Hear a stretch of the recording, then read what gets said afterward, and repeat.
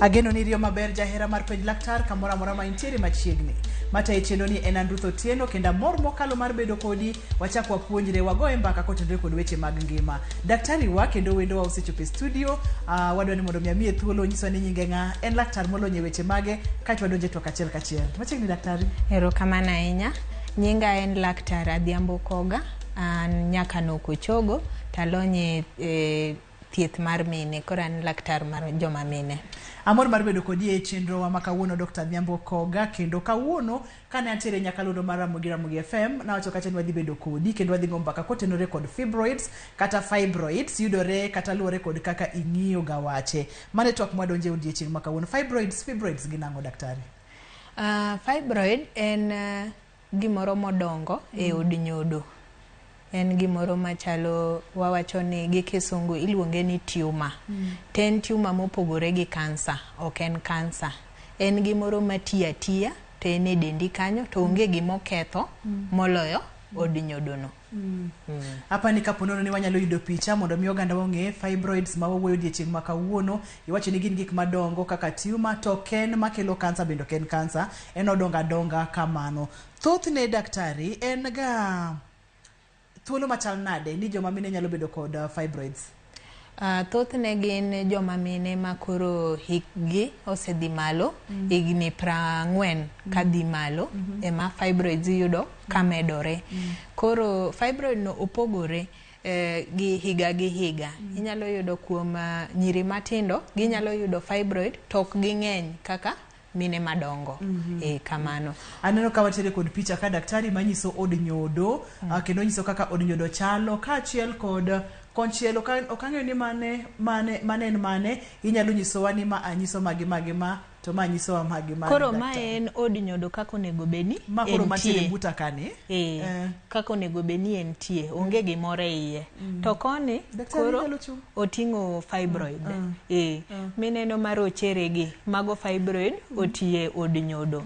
To ka gisetie od nyodo kanyo to onge kuma gidhiye, gibro tiya ka gidongo ka giwuok oko, to ok gibimako gimoro machielo. Emomiyo wawacho ni fibroid oken tuo mar kansa. Kamano. Erokamano ahinya. Waneno ka pichni manyiso od nyodo maber maonge kod fibroid kod mano mantiere kod fibroid. Taneno kodongo kuonde mopogore. Manyiso ni ng'ama miyo nyalo bedo kod fibroid ok achiel, ok ariyo, ok adek, koso ka en achiel to en achiel no.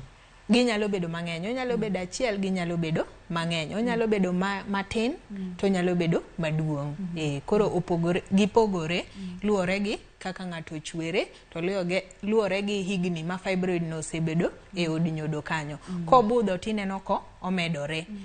Kamano. To ka koro ochakore ka hiki osechopo 40 kadhi idhi e higa ma koro ibiro wuok e ria, tiyudo ka koro gibidongo madongo.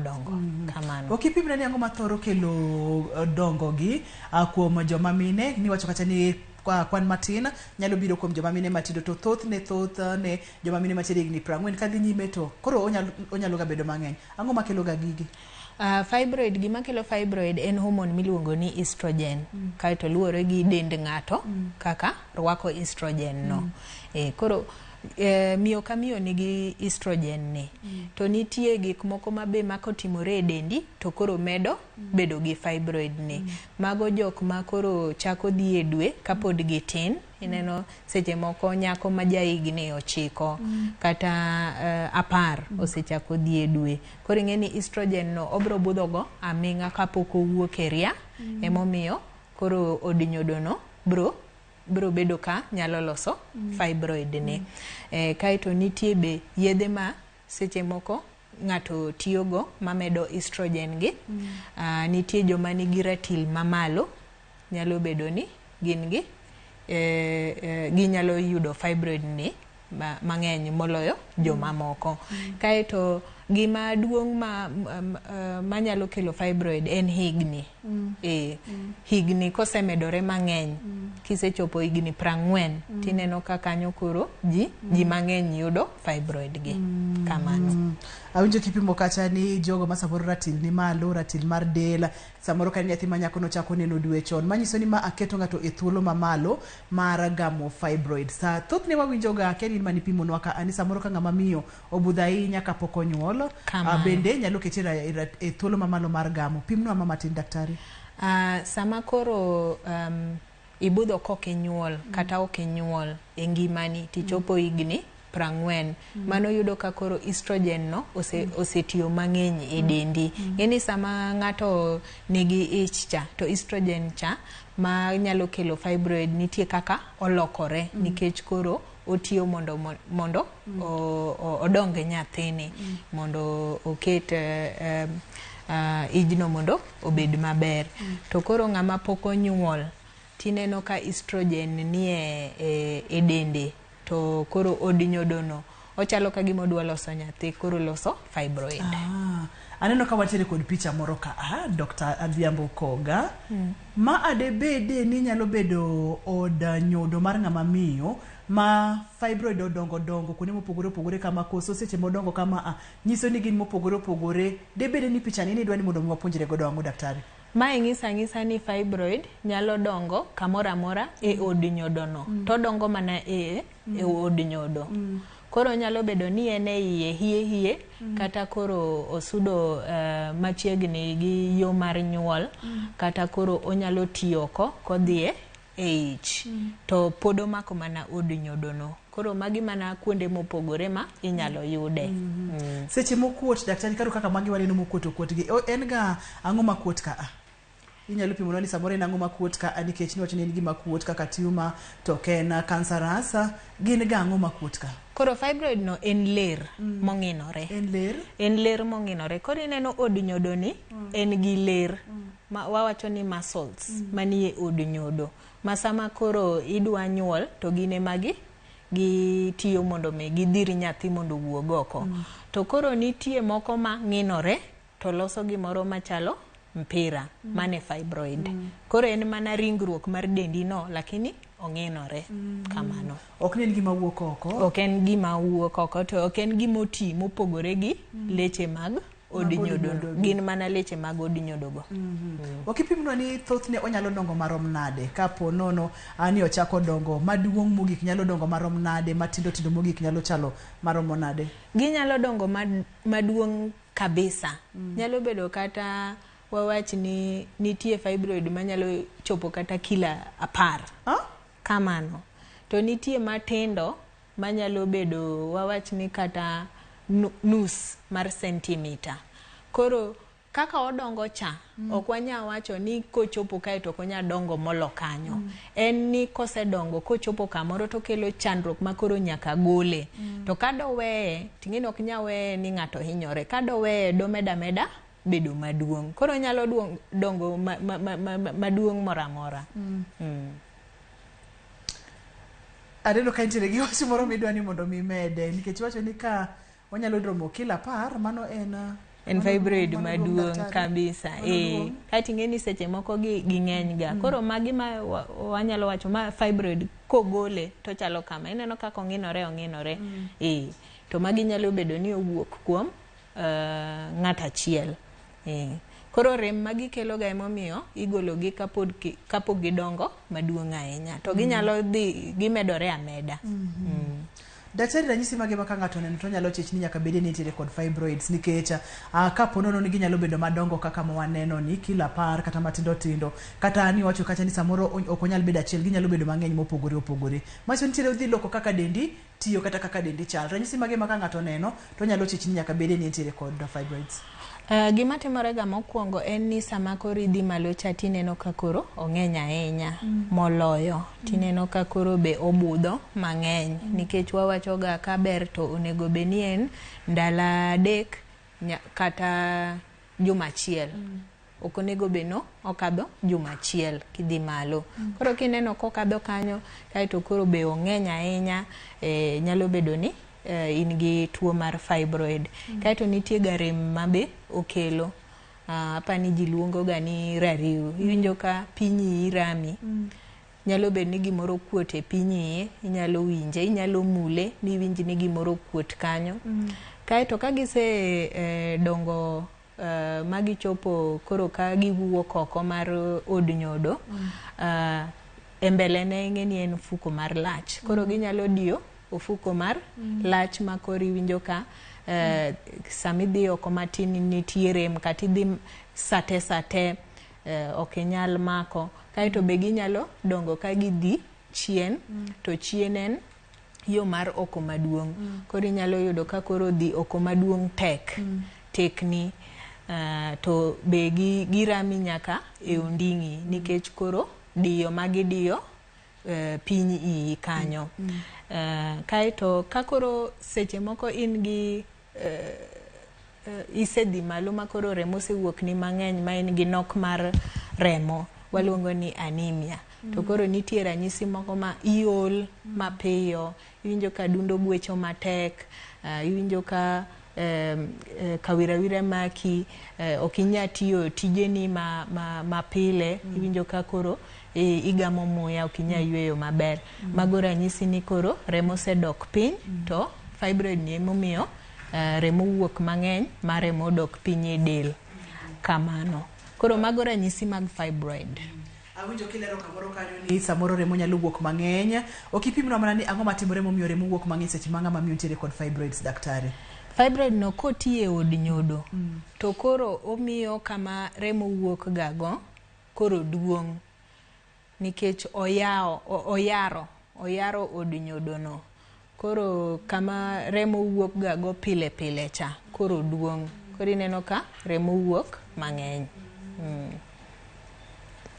Nikech waneno ka seche ma kaka od nyodo ni pimo na mokwongo cha koro dhi oyare, koro kuma remo wuoke thoro bedo maduong'. Kato kapo nono ni ok ong'i maber, to nyalo kelo tuoche kaka mag anemia, nok mar remo e del, nikech ng'ato owito remo mathoth mokalo e dende. Kamano. En penj laktar biro ni achiel kachiel kokalo Ramogi TV. Wawacho ni ngima en mwandu. Ponono ni nitiere kod penjo moro amora, inyalo oronwa email en penjlaktar@royalmedia.co.ke. Inyalo oro kokalo yor SMS. Namba mar SMS en 22 namba mar SMS en 22600. Inyalo yudo Facebook page bende en Ramogi TV #penj laktar, kata wantiere kod page mar penj laktar. Dhia Facebook page penj laktar, waboneno penjo go kae to Dr. Koga biro duoko gi duto te. Daktari, nipimonwa kacha ni en gima matimore kuom mine mang'eny, kendo thothne higni moko ka ng'ato osechope to nyalo miyo ng'ato yudo fibroids, kata jomoko nyalo luongo ni fibroids.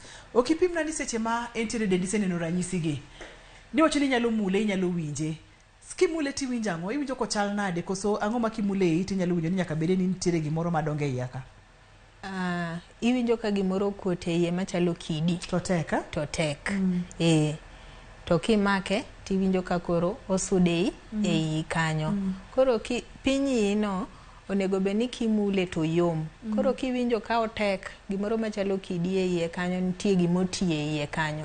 Koro onego be ni idhi e osiptal mondo ogoyi picha mondo ng'e kata ni en tuo mar fibroid ni.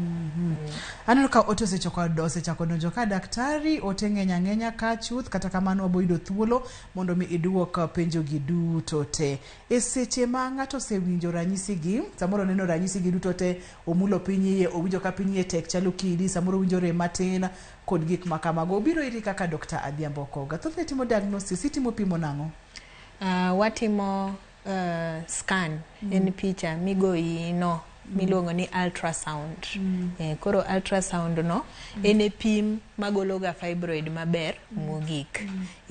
To ka koro seche moko gi ng'eny ma koro wapango kaka wabiro thiedhi, to thieth thothne ka en fibroid machandi ahinya to en yeng'o. Koro nitie picha moro miluongo ni MRI ma medo rienyo gi maber mondo wane kaka ging'inore ei od nyodo kanyo. Koro en ga picha emwa timo ne ng'ato. Thothne joma mine seche ma gineno malo githoro ga bedo kod chandruoge kaka mag rem, ma yudo ka samoro entiere kod rem e piny iye kata rem e onding'e, to fibroids biwacho kacha ni nyalo biro kod rem. Pogruok mar rem gi nyalo chalo nade? Ma kiwinjo ma tiwacho ni to en ama pile, to nyaka bed ni antiere kod fibroids. Poge seche moko tek, to gima nyalo wacho ni kiwinjo ka rem moro misewinjo ga mapile cha koro pogore, omedore, to mano tiende ni nitie gimopogore ei kanyo onego dhi otimni picha mondo ging'e. Ok en fibroid kende makelo ga rem e piny ich sama ng'ato dhi malo. Nitie tuoche moko, nitie moro miluongo ni endometriosis.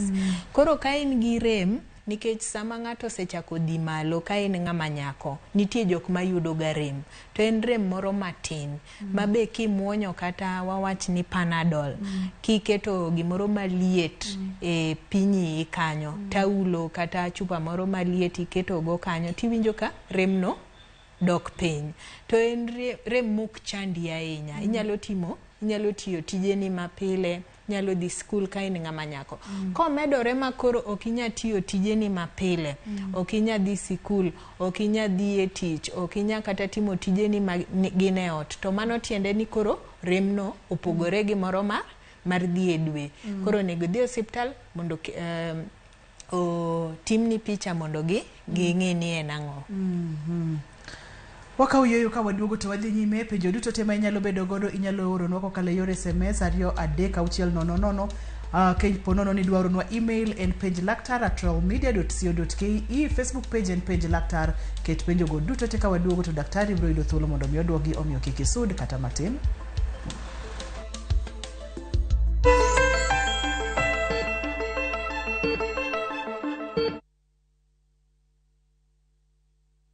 Weche manyien muoch pile ka pile, kumora mora kendo samora mora. Anyalo rito mondo anene kata asome, kata anyalo bedo e kind joma kele. Gi simba mar smartphone, Citizen Digital en reporter mar jopiny. Seche mantie wach motuch maparo ni nyalo moro oganda, amako tipo kendo akete mbui kaeto arito. Ok en kayiem.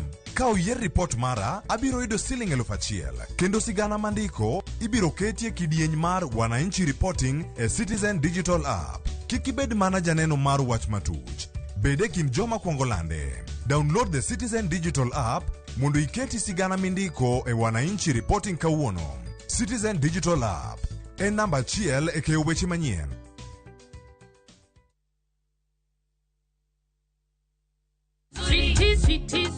Haikuana isi tufike leo hii, na hapa tulipo ndio siku yetu ipo. Ukitaka kupata nyimbo ya switi kama sikiza tuni ya simu yako, bonyeza *811*415#. Kumbuka, sikiza na Citizen ni nyumbani kwa wasanii wote.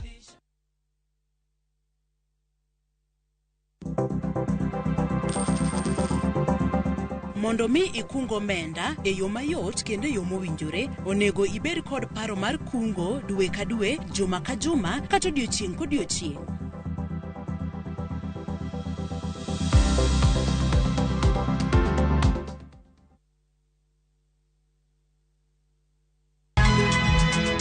Nyakwa Ramogi. Wachaka nigi weche matimore sa. Gige dongruok en gigo eko ma en hakini, ok en gimi gi mich. Buch jopiny. Adier gima dhi mbele sani, Trevor dhano kech nego. Alo, bera hinya udhi nade? Wadhi maber Musa, pinjari penjo mibni godo no mar senator. Tich adek ka tich adek, tudri gi jalendo Trevor Ombija, janding opanga jonyakach dendo nombija taya, nyakwar guok kocha pesa. Sadek otieno, mana Ramogi TV. Kik bai.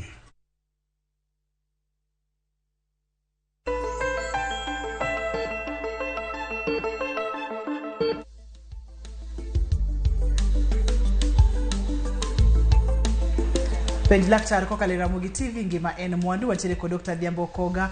Ma en chenro mwasechano kuom ndalo mang'eny mokalo, ka oganda wa mang'eny wacho ga ni kelnwa laktar wang'ie weche mag fibroids gi. Kawuono entiere studio ka, kendo ageno ni penjo duto te ma isebedo godo ma diher mondo mi penje, kawuono ibiro penje e yo maber mokalo. Facebook page wa en Penj Laktar, kata inyalo yudwa bende kokalo yor SMS 23600. Daktari, seche ma ng'ato sebiro iri ma igoe picha ma iwacho ni ma ato en fibroid, odongo kendo rom kama, osedongo kuom thuolo machal kod mathothne, ni wacho ni kapo nono donga ahinya to inyalo timne bero kata inyalo goli kal yor bero. Kopogore kod bero, ben nitiere kaka ng'ato nyalo dak kodgi kata kaka ng'ato nyalo bedo kodgi gi kwe mondo mi kik ng'ato kale pala ng'enyne? Nitie. Koro ma poko dongo madongo ahinya wawacho ga ni ma poko kalo sentimita 6 to kel ni chandruok mag dhi malo ni kata rem mang'eny mago tinyalo mi yath. Nitie yath minyalo monyo maduoko remo chakoro kuok mang'eny kata ginyalo bedo ni ging'wony matin. Koro fibroids go ng'wony matin. Nitie yath minyalo mi mondi tigo. Kaito koro wabro ng'i bang' dweche 6 kendo wachako wang'iyo ni gichopo kanye. To ka en koro rem mang'eny kata koro remo wuok mang'eny ma in gi nok mar remo to mano ber ni mondo timne gi bero nikech ka gin kanyo to pod gibro kelo chandruok no. Kaito gibro medo gi koro tuoche mamoko nikech ing'eni sama in gi nok mar remo no to onyalo kata ketho adundo gi kuonde mamoko. Inyalo yudo kute mayot koro in e thuolo mamalo mar yudo kute. Koro nego beni ithiedhe mondo kik iyud chandruok. To mano koro nyaka idhiye pala. Kamano. Ma ok ochuno ga ni fibroids duto te nyaka tere pala kapod gitindo. Ok ochuno. Seche moko ing'eni seche moko be nitie joma mine madhiga e wawach ni medical examination moro ma ng'ato nyalo dhi mondo pime onge tuo moro manie dende tidwa mana pime mondo ging'e ni ong'e dende. Koro inyalo pime kato joma mine itimonegi picha mar ich no. Tinyalo yud ka gipo mana ka giyudo ni en gi fibroid to tin. Mago kochuno ni nyaka thiedhi. Ka onge ranyisi to ok gidonga ahinya, onge chandruok ma gikele del to fibroids go iweya weya kisewuok e ria koro gibro ng'wony moloyo magi koro ok gibi chandi. Kamano. Pimna Dr. Dhiambo ni seche ma samoro ng'ato nitiere kod fibroids tiwacho ga ni kaponono ni dwani mondo mi mak ich tinyalo mako ich. Koro seche ma igolo nyathicha to inyalo golgi seche ma kamago. Pimna tudruok e kind fibroids kod mako ich kod thuolo ma ng'ato nitiere godo mar mako ich kata mar nyuol ka nitiere kod fibroids. Fibroids kosedongo madongo ahinya kata moko madongo e leche miluongo ni fallopian tube kuma koro tong' nyaka kadhe nyalo kelo chandruok mar nyuol nikech gigeng'o koro tong' mar ng'ama miyo gi tong' mar ng'ama dichuo ok nyariwore nikech gichalo gate moro moket kanyo makoro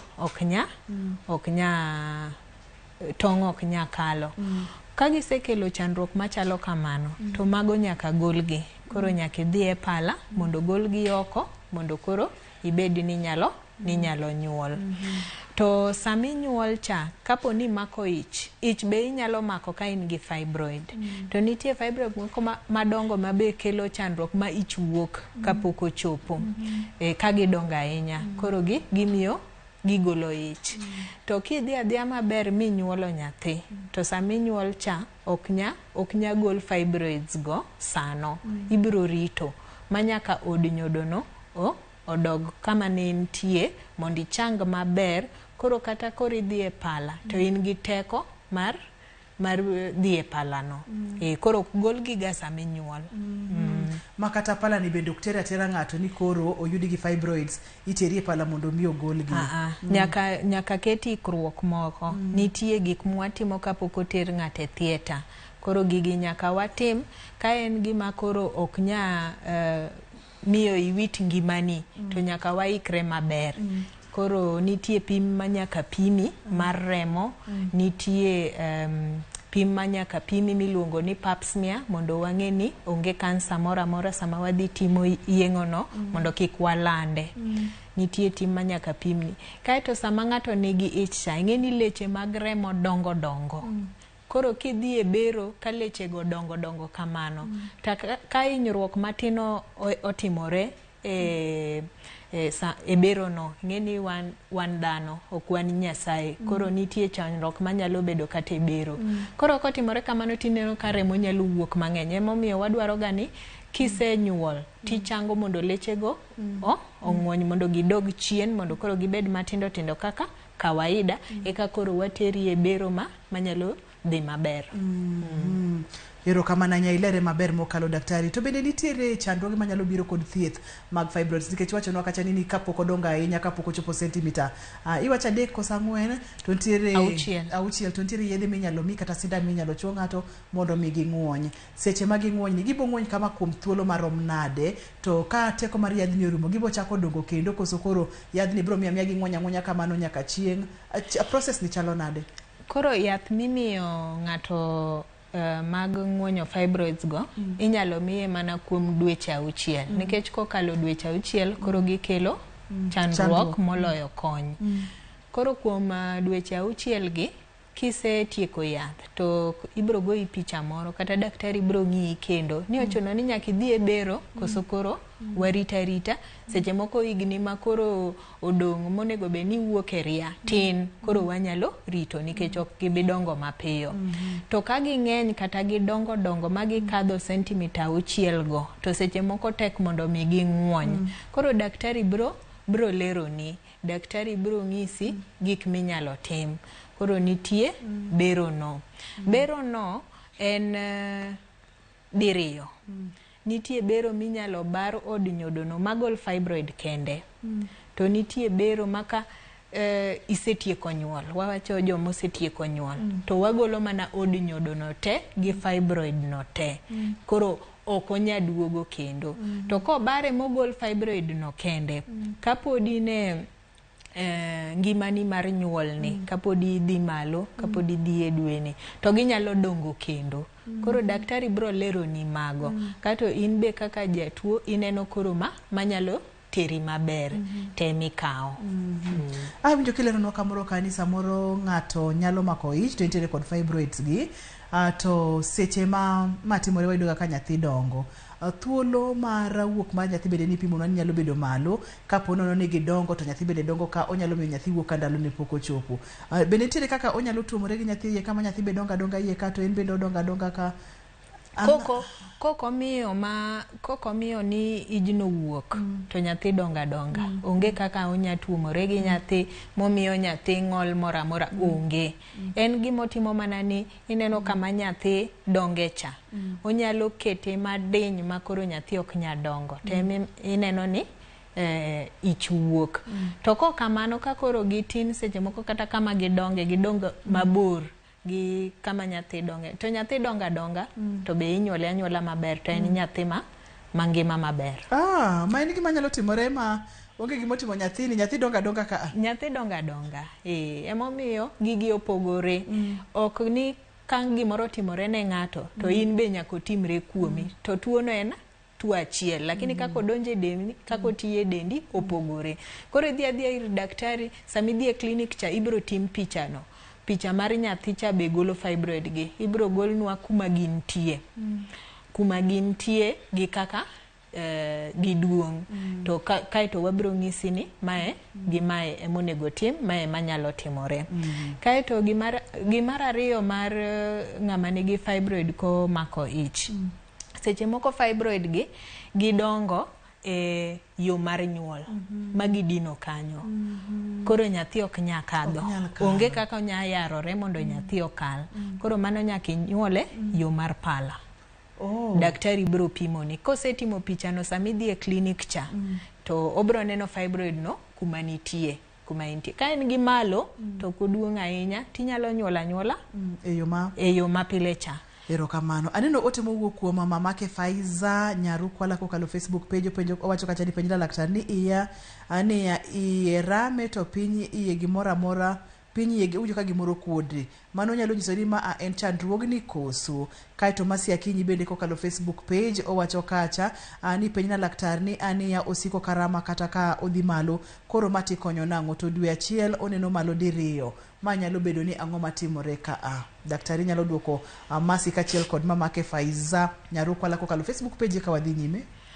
Koro kuom mar mama ke Faiza no ok wanya ng'eyo kok watimo picha nikech gik matie ich gik madonge ich gipogore. Koro picha cha emagolo ni gimodongo no odongo gi kanye ochuore gi kanye eka wanyalo ng'isi ni to chal nade nikech ng'eni fibroid en gi kako chale picha e ultrasound no to wanyalo wacho ni mae to en fibroid. Koro picha no kende manyalo emanyalo nyiso. Kaito mar Masi Akinyi wacho kacha ni apenjo laktar ni ania osiko karama kata ka okadhi malo nowacho ni kata ka okodhi malo toro mati konyo nango to dwe achiel onyalo neno malo diriyo. Ang'o manyalo bedo ni chando Masi daktari? Mano be onego dhi ogoye picha nikech ok fibroid kende manyalo miyo e dwe achiel idhi malo diriyo. Nitie tuoche moko kata mag hormone kata mag remo, thyroid gi sukari manyalo kelo gima chal kamano. Koro wadwa ni mondo odhi e hospital mondo goye picha mondo wang'e ni hie to en ang'o. Wakawuoyo daktari. Ka waduogo to wadhi nyime seche mwaduogo to daktari biro yudo thuolo mar duoko penjo duto te ma inyalo bedo godo e penj laktar odiochieng' ma kawuono en Dr. Dhiambo Koga wang'iyo fibroids.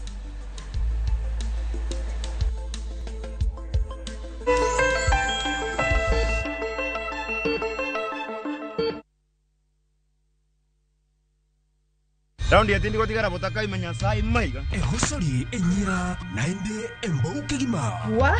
Biore. Ngasai mbia na chorete. Hakino mbogo boli mbaigwana ina boliga. Hozimba da getinya kichi.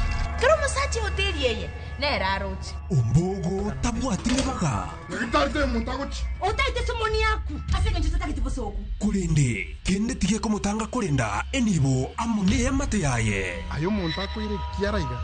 Engo kunere. Tengera ege ticha. Egosori enyeke gima. Yaruliko aseviu sasa bono.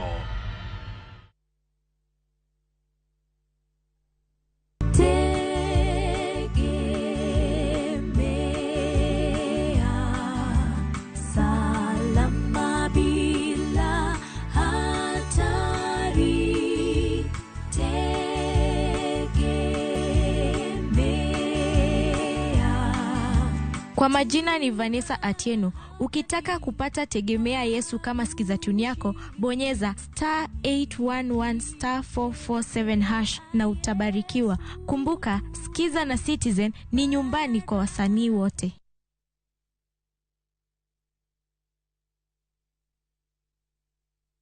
Tembea Kenya na View Travel. 3 days Masai Mara from 14K. 3 days Mombasa from 13K. 3 days Diani from 16K. 3 days Malindi or Watamu from 17K. 3 days Samburu and Amboseli safaris from 20K. Self-drives and weekend getaways for 2 days to Naivasha, Nakuru and Mount Kenya from 3K. Staycations in Nairobi for birthdays and private celebrations from 4K. Call 0703-254-254 for bookings.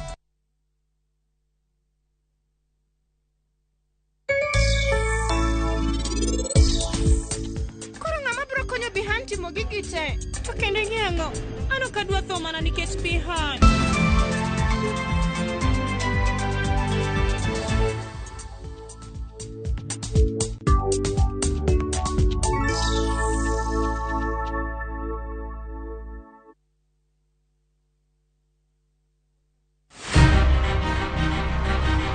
Onyalo bedo nyaminu, osiepi, jaodi, mamani. Adiagamo nyathina chata tuwe bundia. Duto te en miyo. Miyo manyalo en miyo mawuok oko gokinyi. En okumba mar dongruok e piny mangima. Kokedo kod gigo mathoth mondo tache orieny maler. Akony rowere, aero empowerment. Wating'e malo. Molino kikiket mbele. Wajiwe. Ang'ol gi tienda koni, lakini wiya to ler. Mondo warieny kanyakla e mine nyalo. Mine nyalo kabisa. Tudri kod Stella Brenda Ochieng, tich adek ka tich adek, chakre saa 8. To ibonwa Ngeso ka Ngeso, saa 7:30 odiochieng'. Mana e chenro mar Mine Nyalo.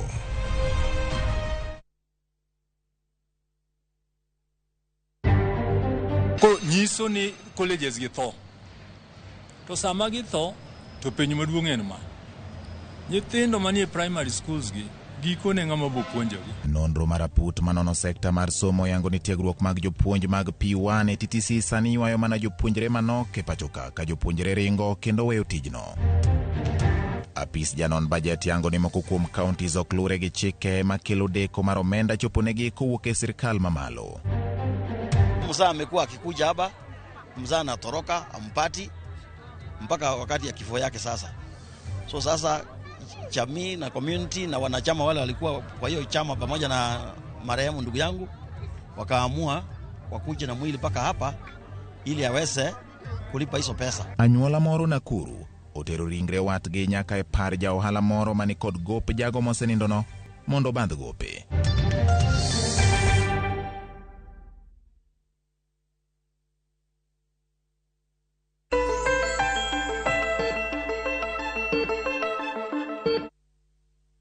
Machiegni kendo penj laktar kokalo Ramogi TV ngima en mwandu kawuono wang'eyo fibroids. Dr. Dhiambo Koga owachonwa kacha ni en gik madonga donga e ich ahinya iji ng'ama miyo thothne higni 40 kanyo to bende onyalo mako nyithindo manyiri mapod tindo kotenore kod achiel ariyo adek mag ngima. To ponono ne yudo gi kapod itin to ber ka idhir laktar mondo mi ng'iyane ni to en ang'o momiyo gintiere. Ka gikelo ni chandruok mang'eny, remo wuok mang'eny ahinya, ber kineno laktar nikech inyalo wito remo mang'eny mibed kod chandruok mar remo mwadendo kacha ni anemia ma bende ok nyal bedo maber nikech seche miwito remo mang'eny okoyot kata matin. SMS na 23600 nyalo tudori kodwa Facebook page en penj laktar kata nyalo yudo wako kale Facebook page Ramogi TV #en penj laktar. Daktari kama ne wantiere no emwadwa dhi godo nyime to kapok wadhi nyime wantiere kod adiera makende kata be ing'eyo kotenore kod tuo mar fibroids ma wawuoye odiechieng' makawuono.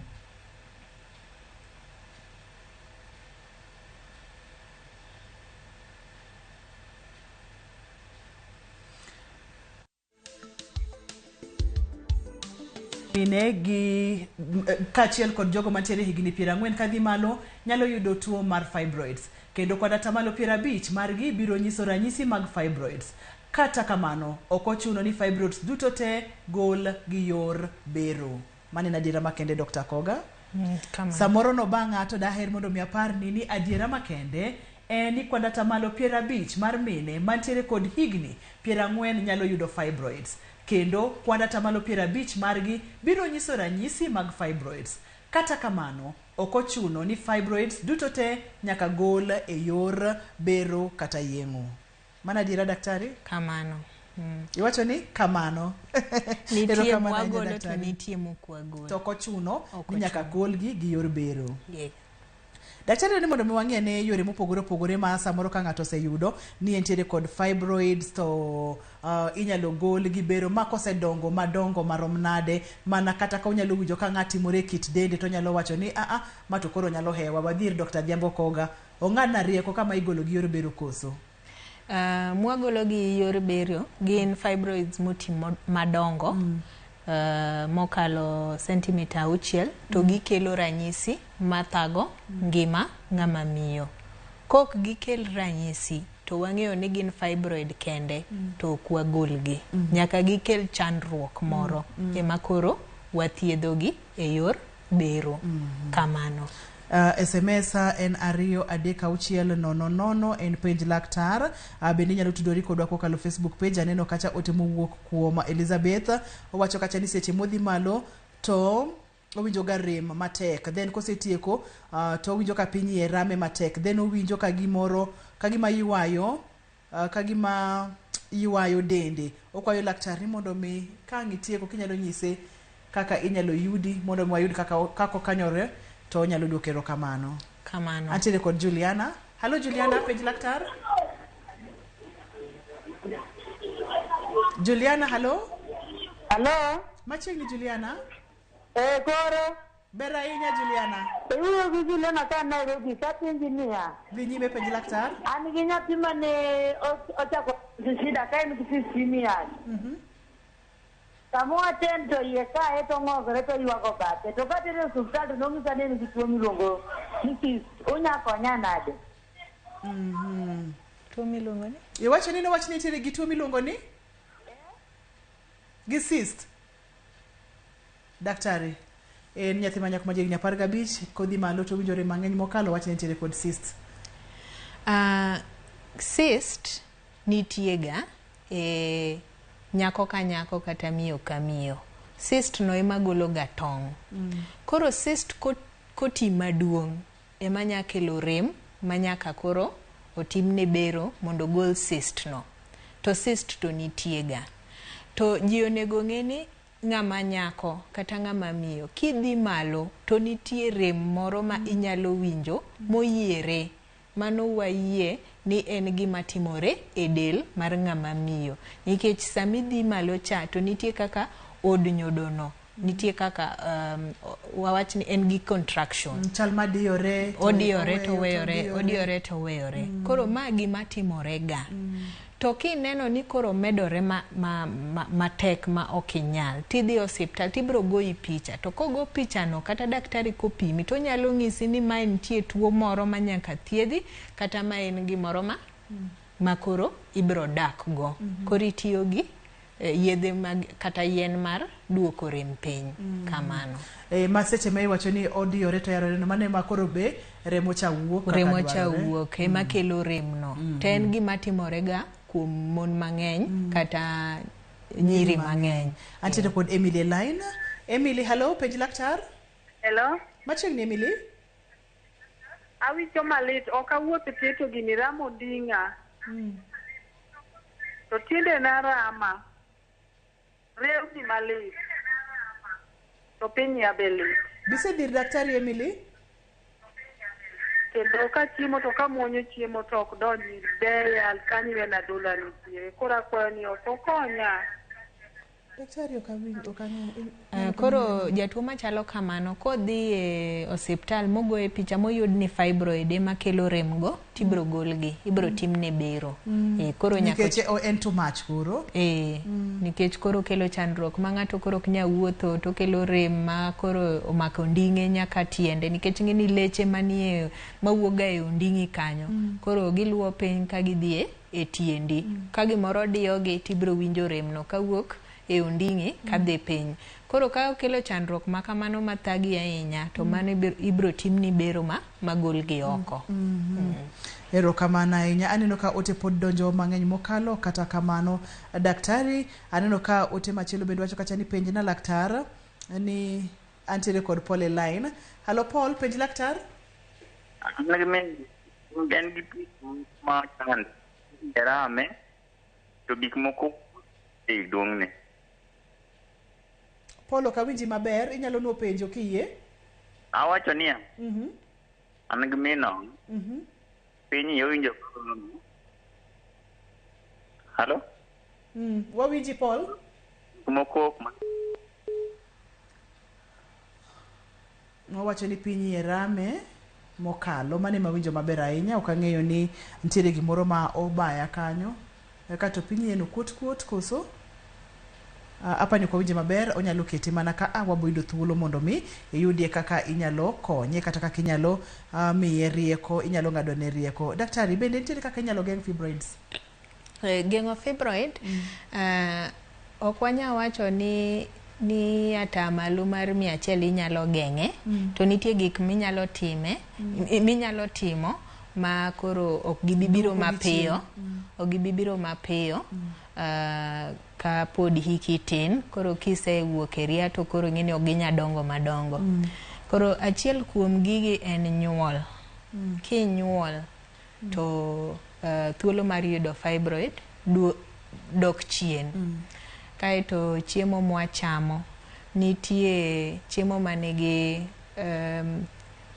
gik machalo estrogen manie del kaka soya kiduoko chien kaeto chiemo michamo be onego bedni en chiemo ma kelo ni madini ma dwarore e del mondo koro del losre maber mago gin gik miyude alode gi olemo kaeto ratil be onego bedni ng'iyo ratil mondo daktari nyalo make kanyo kiyiena mondo wakawe simbo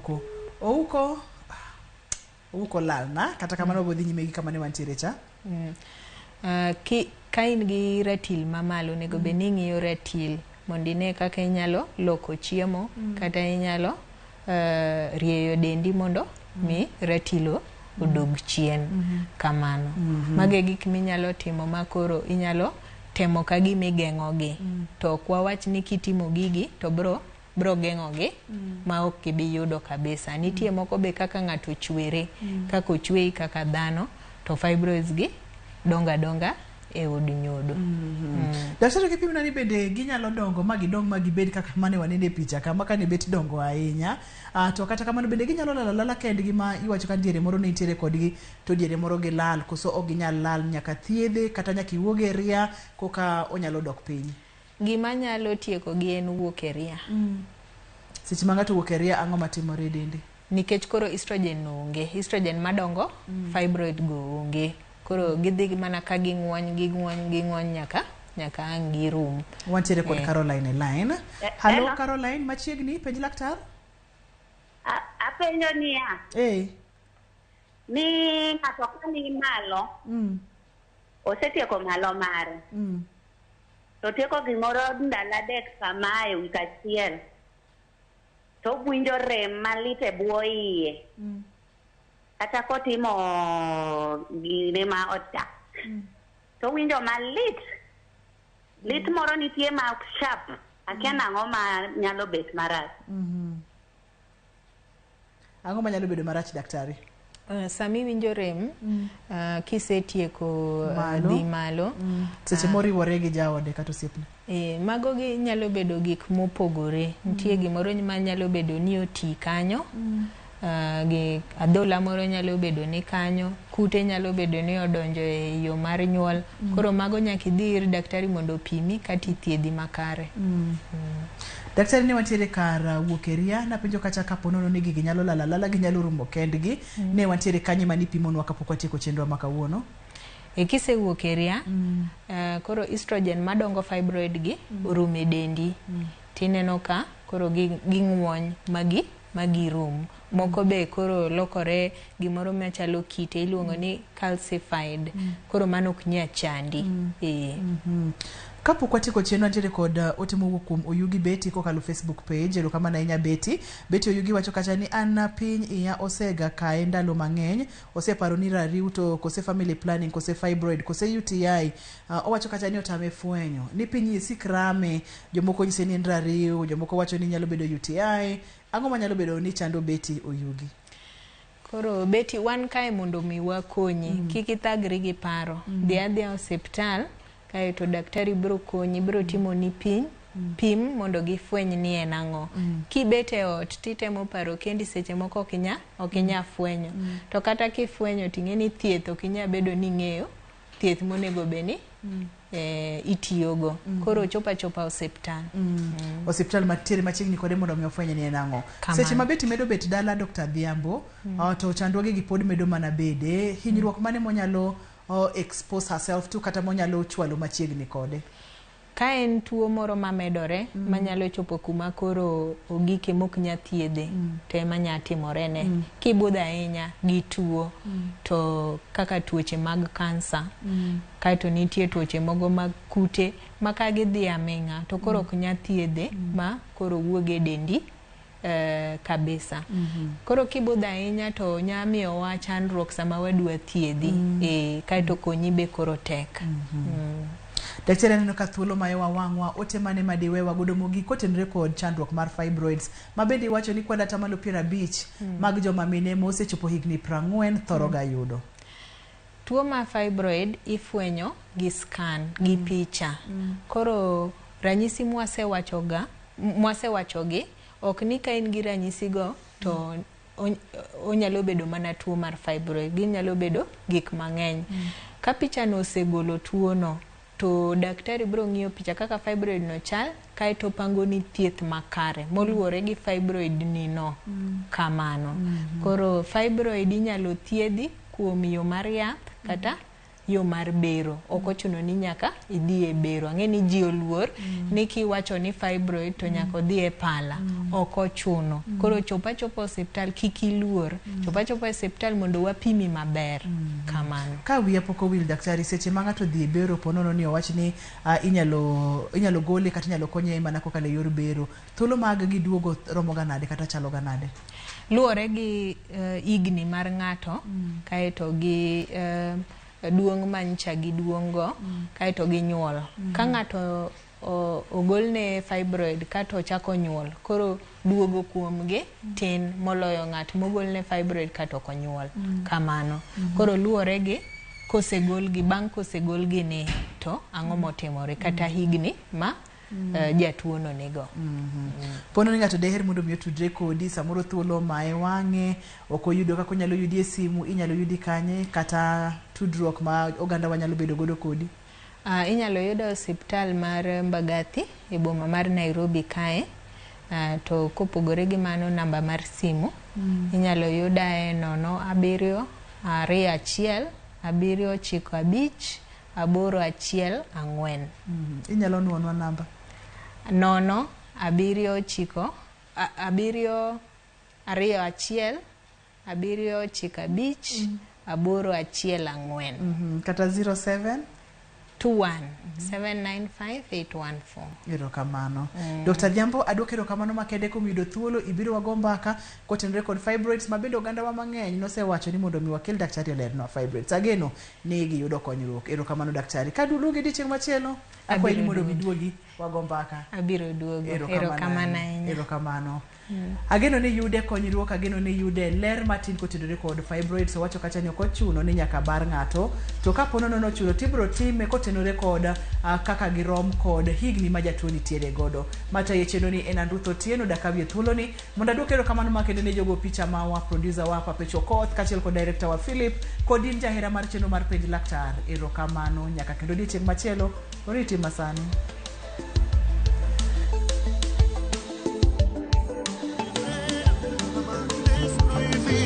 En casas ajenas como un caballero.